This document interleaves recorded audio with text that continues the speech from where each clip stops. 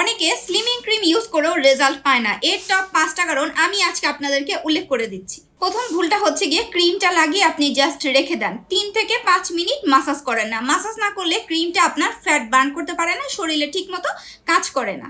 2 নম্বর ভুল হচ্ছে গিয়ে একদিন স্লিমিং ক্রিম ব্যবহার করছেন এবং আরেকদিন করছেন না, এভাবে কিন্তু রেজাল্ট আসবে না। 3 নম্বর ভুলটা হচ্ছে গিয়ে খাবারের রুটিন একদমই ঠিক না। অতিরিক্ত ভাত, মিষ্টি, ফাস্ট ফুড এ জাতীয় খাবার খেতে থাকলে কিন্তু ক্রিমের রেজাল্ট অটোমেটিক কমে যায়।